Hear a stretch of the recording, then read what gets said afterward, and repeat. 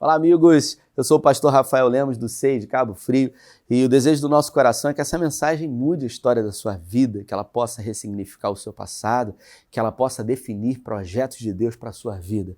Por isso, seja edificado por ela, compartilhe com o máximo de pessoas possível e que Deus possa mudar a história da sua vida e da sua família para a glória de Deus. Deus abençoe você.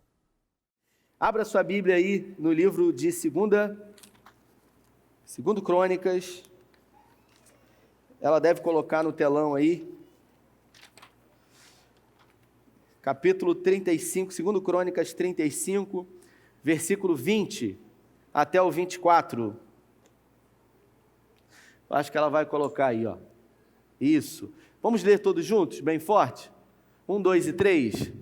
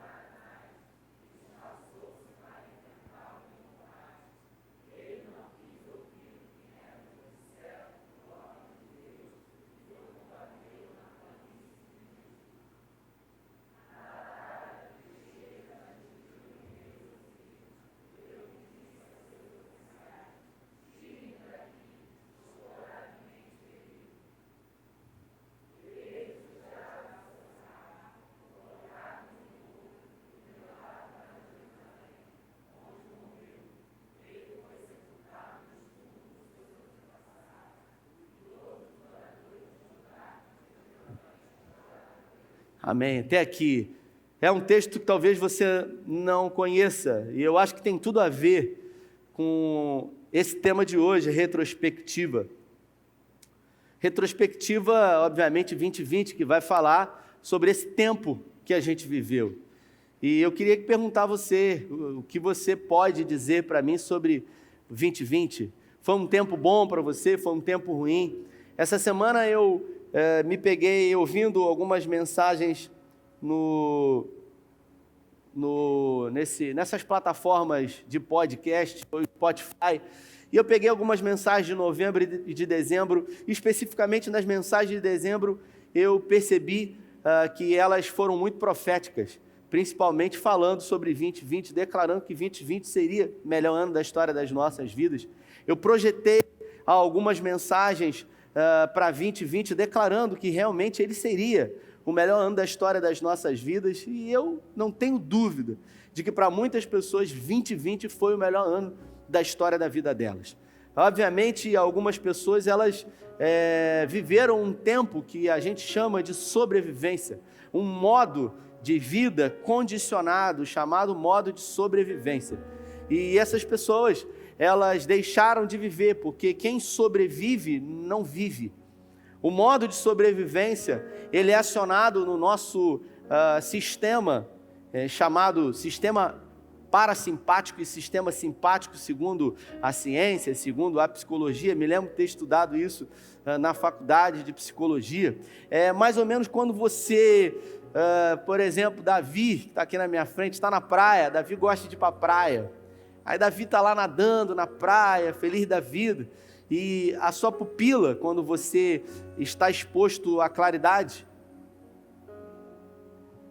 você viu? Só de olhar ele ficou com medo, parou, gente. É forte, hein? A sua pupila, quando ela está exposta à claridade, ela tende a se fechar. Então, de dia, sua pupila fica pequenininha. E de noite, quando está escuro, a sua pupila ela se abre. Só que Davi está nadando lá tranquilo e Ellen está sentada lá na cadeira com Asaf. E de repente, perto de Davi, que está nadando feliz da vida na Praia do Forte, Ellen vê uma nadadeira de um tubarão. Ellen fica desesperada. Ele vai para a água e grita, Davi, tubarão. O que Davi faz, gente? Davi não sabe nem nadar direito, ele vira o melhor nadador do mundo. Ele começa a nadar desesperadamente, a pupila dele abre, ele entra num sistema chamado sistema simpático, e ele é capaz de exercer coisas, o seu corpo todo é condicionado a receber uma carga de adrenalina, e ele é capaz de fazer coisas que num sistema normal, num modo operante normal, ele não faz. É mais ou menos quando você está andando numa rua, Débora, e de repente um cachorro pitbull vem na sua direção babando. Você é pequenininha, você é baixinha, mas se aquele cachorro vier na sua direção, tem um muro de 2 metros de altura, você pula. Tem caco de vidro, você pula, você atravessa. Depois o pessoal diz que quando o sangue, o quê? Aí já era, né? O que acontece? A adrenalina, ela é uma espécie de anestésico também. Então ela faz com que você faça coisas que normalmente você não teria condições de fazer. Eu me lembro, eu trabalhava com vendas e tinha um rapaz que... Bota o teclado dele aqui para mim, por favor. O rapaz, ele era chefe de cozinha e ele era meio fortinho. Ele era chefe de cozinha. E aí eu trabalhava numa empresa e o pessoal foi entregar lá e roubaram a carteira dele. E ele me ligou, falou, pô, rapaz, roubaram a carteira e tal. E ele era baixinhozinho. E aí eu falei para ele, vou ligar para a empresa lá, vou mandar o caminhão voltar para cá. E aí eu liguei para a empresa e aí descobri que realmente o rapaz que roubou era um chapa que a empresa tinha pego na rua. E quando eu fui falar com ele, ele falou assim para mim, rapaz, se eu pego esse cara, eu mato. Mas quando você olha assim, Batista, você mata nada. Ele, um baixinhozinho assim, gordinho, né? Andava devagarinho. Ele falou, rapaz, se eu pego esse cara, eu mato, meu irmão. Falei, que isso, rapaz? Violência. E aí, descobrimos que era realmente o entregador, a empresa, pelo sistema, mandou o caminhão voltar, e eu fui lá para o cara pedir desculpa e entregar a carteira para ele. O cara ficou, era um restaurante do centro de Cabo Frio, o cara ficou lá na porta esperando, com a carteira na mão para entregar, e eu falei, eu já era crente, eu falei, vou fazer uma reconciliação aqui bonita, vai ser um negócio bacana, vai pedir perdão, o rapaz está arrependido. E aí ele estava lá na cozinha, o restaurante assim, irmãos. Ele estava lá na cozinha, quando eu fui lá, falei para ele, olha rapaz, foi o rapaz mesmo. Cadê ele? Ele falou, tá aí, tá lá do lado de fora. Aí o restaurante comprido assim, irmãos, quando eu falei isso pro cara, o cara ficou cego. Ele saiu voando por cima das mesas, as pessoas comendo. Foi uma coisa horrorosa. Irmãos, eu não imaginava aquilo. Eu não imaginava que aquele rapazinho gordinho, baixinho, ele saiu voando, ele pegou o cara, já deu um tapa, chutou o cara, tadinho, tomou a primeira, a segunda, o cara saiu correndo, ele foi atrás, eu falei, meu Deus, e o pessoal, ele derrubou mesa, derrubou tudo, irmãos, gente almoçando, aí daqui a pouco ele volta assim, já tinha arrebentado o pé, depois arrebentou o pé todo, quando ele chegou, desse dia em diante eu chamei ele de outro nome, eu nem me lembro o nome dele, mas desse dia em diante eu só chamava ele de Van Damme. Eu falava assim, Van Damme. Falei, rapaz, que loucura foi essa, meu irmão? Tu voou para cima das mesas, eu nunca vi isso na vida. E eu falei, e o cara fugiu, meu irmão. Falei para você que eu ia arrebentar, e eu falei, aí ele, e minha carteira? Eu falei, tá com ele. O cara ia te pedir perdão e entregar a carteira. Então é gente que tem capacidade de fazer coisas inimagináveis. Tem gente que é assim. Olha, eu dou um boi para não entrar numa briga, mas eu dou uma boiada para não sair, né? Está na palavra, né? É gente, olha, quando eu me espalho, ninguém me junta, né? Já ouviu isso? Diz amém. Meu Deus. Tem gente que é um doce de pessoa, um doce, pessoa meiga, pessoa sensível. Minha esposa que está me vendo aqui, beijo minha esposa. Só senta no volante, meu irmão. Rapaz que luta, ela senta do meu lado, às vezes se o cara me der uma fechada, irmãos, esse problema eu não tenho. Se o cara me der uma fechada, Deus te abençoe, meu irmão, vai em paz.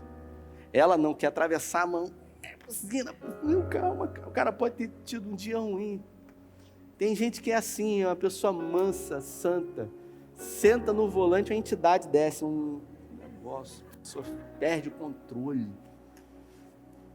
Me lembro que uns anos atrás, aqui perto do UPA, aqui, irmãos, eu encostei aqui para pegar a sobrinha da minha esposa na escola e estou vendo um irmão da igreja. Aquela coisa, você está no carro, né, não quer gritar, estou vendo o irmão da igreja, aí ele parou na vaga que o cara ia sair assim, na frente desse hospital aqui, né, tem uma escola aqui, acho que é aqui atrás, é.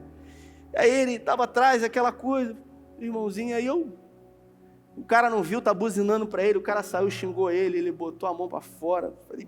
Aí eu fechei o vidro, fiquei escondido para ele não me ver, o irmão da igreja, né. Gente que... Ontem um pastor falou comigo, estava numa reunião de pastores, ele falou, rapaz, essa semana o cara botou a mão para fora, estendeu um dedo para mim, rapaz, eu perdi o controle, rapaz. Eu fui atrás do cara, comecei a seguir ele, e fui atrás dele, eu falei, eu vou fechar esse cara, e eu vou arrebentar a cara dele. E eu estou ouvindo a história, ele contando, sim, uma empolgação, e eu falei, rapaz, como é que o cara faz um negócio desse para mim, não sei o quê. Aí, de repente, eu ouvi assim uma voz, cadê aquele pastor que prega a mansidão? Cadê aquele pastor que fala no culto de doutrina? Cadê aquele pastor que diz que tem que perdoar? Aí ele falou, vou fazer o quê quando chegar lá pegar o cara? Vou falar de Jesus para ele? Com essa violência toda? Tem gente que é assim. Normalmente quando a gente está no modo sobrevivência, irmãos, a gente vive por um período de tempo determinado. No modo sobrevivência, a gente é condicionado a não ter hora para comer, a não ter hora para fazer as coisas certas. Por exemplo, o povo no deserto, quando eles saíram do Egito, eles se condicionaram no modo sobrevivência. Não comia a hora que queria, eles só podiam comer na hora que Deus mandava o maná. Não andava a hora que queria, eles só podiam andar a hora que a nuvem andasse. Não podia montar acampamento e descansar a hora que quisesse descansar. Só descansava quando a nuvem parava. Não bebia água a hora que quisesse. Só bebia água a hora que Deus mandasse. Mas modo sobrevivência é por um período de tempo determinado. Se você vê lá em Josué, no capítulo 2, se eu não me engano, a Bíblia fala que depois que eles conquistaram a terra, eles se estabeleceram na terra e o maná parou de descer dos céus, e eles começaram a comer de tudo aquilo que a terra dava. O modo sobrevivência havia acabado, e agora eles não tinham mais que comer só o maná. Eu falei isso no culto mais cedo, né? Está chegando aquela época festiva, que você que é morador de Cabo Frio gosta, se os seus parentes já estão na sua casa e já vieram aqui, né, aquela coisa, quero passar o fim de ano aí, vou lá para casa de Maurício e Alice, né, puxa, que legal, vem quantas pessoas? Ah, vai só 12 pessoas, aquela coisa, e o pessoal vem, só vou depois do carnaval embora, né, você fala assim, meu Deus, aí o pessoal vai, compra rabanada, faz rabanada, compra peru, pernil, tender, chester, aí você faz a festa, gosta de pernil? Você gosta, Batista? Eu gosto muito desse clima natalino. E a gente come no Natal, dia 24, lá em casa, a gente se reúne, e aí a gente come aquela coisa toda, aí no outro dia, pastor Gil, sobra. Aí a gente vai e faz o famoso enterro dos ossos, aquela coisa, mas faz muito, né? Acha que só vai vir crente, e crente come muito, aí quando chega a noite do dia 25, sobra também, você já está empurrando. Aí quando chega no outro dia, você já não quer ver mais peru, chester, tender, você não quer dar um fim nisso, leva para o restaurante graça. Eu não quero comer isso. Quantos são assim? Digam amém. Agora você imagina esse povo aqui no deserto, irmãos. 40 anos comendo maná. Era maná frito, irmão. Era maná cozido. Maná ensopado. Maná com maná, meu irmão. Era só maná. 40 anos comendo maná, meu irmão. Bota maná nisso. Enjoado hoje. Comeu o quê? Maná. Comi uma coisa diferente. Eu comi maná. Só maná. Era só maná. Só que quando eles conquistaram a terra, a Bíblia fala que eles tiveram a opção de escolher aquilo que iam comer. Talvez em 2020, você viveu no modo de sobrevivência, comendo uma comida condicionada, a um tempo condicionado, a uma hora condicionada. Eu quero declarar profeticamente que 2021 vai ser o tempo que você vai colher e vai comer o que você quiser comer para a glória de Deus. Vai ser um tempo onde você conquistou a terra, você vai sair desse modo sobrevivência. E você vai ter a autonomia para plantar, e tudo que você plantar, você vai colher. Foi o que o texto diz aqui. Esse modo de sobrevivência, ele gera em nós, obviamente, aquilo que a gente chama de agir por impulso. As pessoas que estão no modo de sobrevivência, elas ficam uma espécie de automático. Elas perdem a capacidade de racionar, de racionalizar, de pensar, de refletir sobre as situações. Por exemplo, Saul, quando estava em guerra contra os filisteus, a Bíblia fala que Samuel havia declarado que ele iria ao encontro e ofereceria sacrifício. E depois de alguns dias que os filisteus eles vinham com fúria contra o povo de Deus, a Bíblia fala que os hebreus eles ficaram em cima de Saul. Como é que é? A gente está perecendo, a gente vai morrer aqui. Samuel se desesperou e ele não teve a capacidade de pensar que ele não foi chamado, levantado, para oferecer um sacrifício. Ele levantou o altar, preparou um sacrifício. Quando ele terminou de oferecer o sacrifício, Samuel chegou e falou: o que você fez, cara? Você não foi chamado para fazer isso. Não era para você fazer o que você não foi chamado para fazer. Por isso, a partir de hoje, você perdeu o trono. Saul não perdeu o trono para Davi, ele perdeu o trono para ele. Porque ele não teve a capacidade de pensar.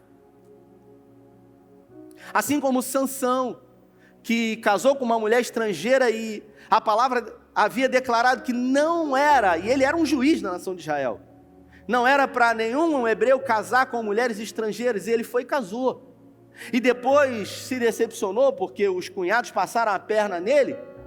E aí ele se engraçou com Dalila e Dalila começou a flertar com ele. E ele não pensou, entregou aquilo que Deus havia dado para ele. E por isso os seus olhos foram vazados. E ele passou vergonha. Assim como Davi também, no tempo em que era para estar na guerra, ficou em casa. E ao ficar em casa, Batseba estava tomando banho lá, embaixo do palácio dele, lá no Monte Sião. E ele olhou, e ele falou: filha de quem? Mandou chamar. Quando é para você fazer uma coisa e você não está fazendo, você está no automático, você perde a capacidade de reconhecer aquilo que é certo e aquilo que é errado. Assim como Uzá, aquele que colocou a mão na arca, eu não sei se você já se atentou para esse personagem bíblico.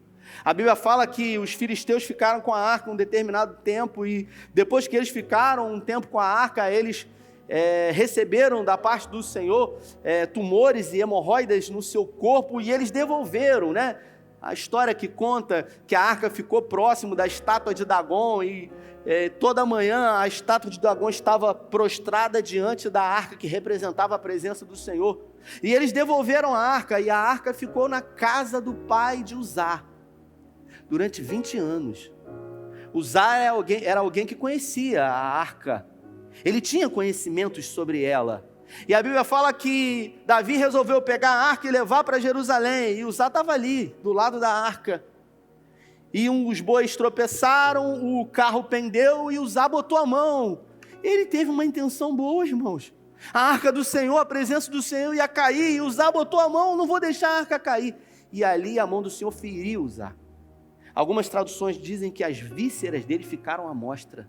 Tamanha violência. Puxa vida, mas Uzá teve motivações tão boas, Dani. Mas não basta ter motivações boas. Não é suficiente somente ter boas motivações. É fundamental não quebrar princípios bíblicos. A gente precisa aprender. A gente precisa ter a capacidade de ouvir conselhos. E quando eu penso sobre isso, eu penso que se Davi tivesse a capacidade de ter pessoas que ele confiasse, que ele pudesse abrir o coração dele e revelar os sentimentos da alma dele, talvez ele não teria caído com Batseba. Talvez, pastor Gil, se quando ele olhou para Batseba pelada lá, ele chamasse, porque a Bíblia fala que ele chamou um servo dele. A Bíblia não fala quem foi esse servo, mas se ele tivesse chamado um companheiro confidente que tinha o coração dele e dito, quem é? Ele ia dizer, é filha de fulana, mas não é para o seu bico. Você não pode. Você tem um monte aqui no seu harém, você não está dando conta dessas, vai querer outra? Não. Talvez se Sansão tivesse alguém que confiasse o coração dele, ao ponto dele revelar as fraquezas dele, ele teria sido aconselhado. Da mesma forma, Saul, se tivesse alguém que respeitasse e dissesse para ele, ei rei, eu sei que o senhor é o rei e tem autoridade, mas não foi chamado para fazer isso. Ontem eu estava numa reunião de pastores, como eu disse, e um pastor, a gente estava conversando lá de uma forma informal, aquela coisa. Aí um pastor foi e falou assim, poxa, porque a gente não tem, a gente que é pastor, ele abriu o coração dele. A gente que é pastor não tem ninguém para conversar, ministério pastoral, ministério muito solitário, a gente não tem ninguém para a gente abrir o coração, para a gente falar. É difícil, a gente vai falar para quem? Aí virou para mim e falou, você, Rafael, você tem alguém que você possa abrir o coração, que você possa falar das suas fraquezas? Eu falei para ele, eu faço terapia com uma psicóloga. Aí ele, você faz terapia? Você vai no psicólogo? Eu falei, eu faço já há alguns anos e me ajuda muito. Mas você tem alguém que você possa abrir o coração? Eu falei, eu tenho me conhecido muito mais através desse processo de autoconhecimento, mas eu tenho alguns pastores que me reúno, pessoas que eu confio, pessoas que eu respeito. Pastor Gil, que está aqui de São Paulo, é um amigo, não somos tão próximos, mas é um profeta de Deus na minha vida. Amanhã a gente vai ter um tempo junto, porque quando você se permite revelar os sentimentos da sua alma para alguém que você confia, que você respeita, que você sabe que é um homem ou uma mulher de Deus, você vai errar menos. A Bíblia fala sobre um homem, que a gente lê o texto dele aqui, chamado Josias.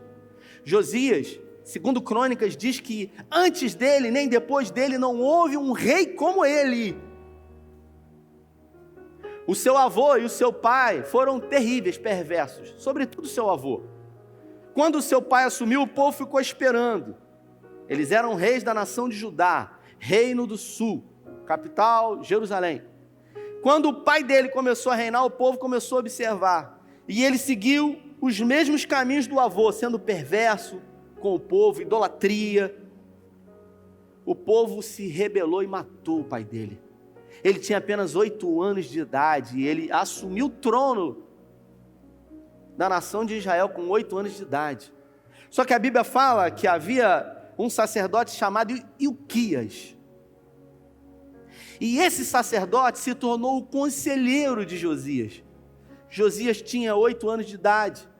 E dos 8 anos de idade até os 16 anos de idade, a Bíblia fala que ele ouviu os conselhos do sacerdote Ilquias, que apresentou para ele o Senhor e havia dito para ele tudo aquilo que o pai e o avô tinham feito. E com 16 anos de idade, a Bíblia fala que Josias resolveu se voltar para o Senhor. E ele começou a fazer aquilo que agradava o coração de Deus. Ele começou a derrubar a adoração a postes, ídolos pagãos. Ele começou a reformar as muralhas da cidade antiga. Ele começou a restaurar o templo. E ele começou a fazer coisas que agradavam o coração de Deus. E a Bíblia fala que tudo que ele fazia, o Senhor era com ele. O Senhor o abençoava. E ele era bem sucedido. E ele foi um grande reformador. O Mateus Soares, um jovem pregador que no outro dia me deu um livro incrível com referências extraordinárias, diz que Josias ele teve a capacidade de aprender com os erros do pai e com os erros do avô dele. e ele se separou, e ele foi um rei que o povo se apegou muito a ele. Ele fortaleceu a cidade. É claro que na época, depois de 13 anos do seu reinado, segundo um contexto histórico, a Síria, que vinha conquistando territórios e vinha em frequentes guerras civis, havia se enfraquecido demais. Os assírios, eles vieram num processo de enfraquecimento. Josias, ele era rei aqui no sul de Israel. Uma vez que a Síria vinha se enfraquecendo e, pela história, os judeus, eles têm um histórico de ser vassalos dos assírios por muitos anos, como eu preguei semana passada, o rei Ezequias. Para ele, Josias era muito bom que a Síria caísse. A Babilônia, por sua vez, resolveu guerrear e acabar com a Síria. O rei do Egito, Neco II, percebeu que os assírios estavam sendo prejudicados e ele tinha interesses em comum aos assírios, por desavenças com a Babilônia. Então, o rei Neco, o rei do Egito, ele resolveu se unir aos assírios contra a Babilônia. Aí o que ele fez? Reuniu o exército dele e empreendeu uma emboscada contra o exército dos babilônios. Josias não tinha nada a ver com isso. Josias estava no canto dele lá, aqui em Jerusalém. Quando Josias viu esse movimento de Neco, Josias foi, preparou o exército dele e colocou o exército pronto para guerrear contra Neco, o rei do Egito. Neco, ouvindo isso, mandou o mensageiro dizer para Josias: ei, Josias, essa guerra não é contra você, não se mete nisso não, você não tem nada a ver com isso, nós vamos guerrear contra os babilônios, em favor dos assírios. O mesmo Deus que você serve, a Bíblia diz, é o Deus que eu sirvo, e Ele manda dizer para você que essa guerra não é sua, então não se meta, não é com você. A Bíblia fala que entrou aqui, ó, olhe para mim aqui, e saiu aqui, tudo o que Neco disse. Você sabe o que Josias fez? Mandou preparar o exército dele, e foi para a batalha, contra o rei Neco. Você vai ver o texto que a gente leu aqui, a famosa batalha de Megido, da Bíblia. E quando ele se encontrava no meio da batalha, Josias, ele disse: eu não vou como rei, eu vou disfarçado, eu vou como um soldado qualquer, eu vou camuflado, escondido, eu não vou como rei. E ele foi. E a Bíblia fala que quando eles estavam guerreando a uma distância segura, um dos flecheiros do exército do Egito lançou uma flecha que veio e atravessou o corpo de Josias, e Josias gritou esse texto que eu e você lemos aqui: eu estou ferido, eu preciso ir embora. Pegaram Josias, colocaram ele sobre um carro e levaram ele para a cidade de Jerusalém, e a Bíblia fala que ele morreu naquele dia. Escute o que eu vou dizer para você, dentro de um contexto de hoje, Josias poderia ser chamado de crente, Josias poderia ser chamado de um homem de Deus, Josias poderia ter chamado de um cara que cumpria os preceitos do Senhor, que vinha à igreja todo domingo, que era dizimista fiel, mas entrou numa guerra que não era para entrar, fez aquilo que não era para fazer. Pergunto para você, 2020, quantas guerras você entrou que não era para você entrar? Quantas batalhas você enfrentou que não eram suas? Josias tinha muito a acrescentar. Josias tinha muito ainda a oferecer. Morreu de uma forma precipitada. Por quê? Porque fez aquilo que não era para ter feito. E mais, Deus havia falado com ele. Ele perdeu a capacidade de ouvir. Eu aprendo com isso, que primeiro, segundo Mateus Soares, que primeiro, Deus, ele fala das formas mais improváveis possíveis. Nesse caso, ele usou aquilo que Josias achava que era o inimigo.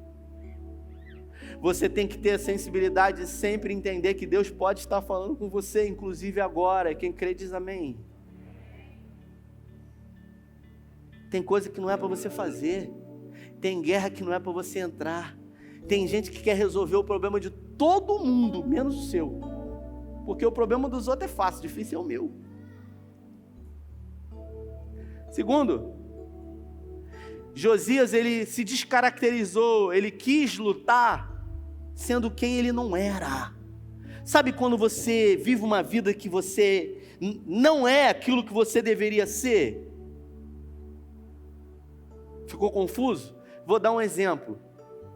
Nesse tempo de pandemia, eu recebi muitas mensagens, aconselhei muitos casais, pessoas com problemas emocionais, pessoas com problemas financeiros, pessoas com problemas espirituais, pessoas com problemas conjugais, e a maioria, pessoas com problemas financeiros, falei, e a maioria dessas pessoas não estavam sendo quem deveriam ser. Um exemplo, pessoa com problema financeiro, tem um carro que não pode ter, tem um telefone que não pode ter. Está igual o rei Josias na guerra, lutando disfarçado. Peraí, pô. Tem um casamento no Instagram e no Facebook que não pode ter, que não é mentira. É gente que está vivendo uma imagem. É gente que se desconfigurou. É gente que deixou de ser quem era. E a Bíblia fala que esse homem aqui, ele se descaracterizou, ele perdeu a capacidade. Terceiro,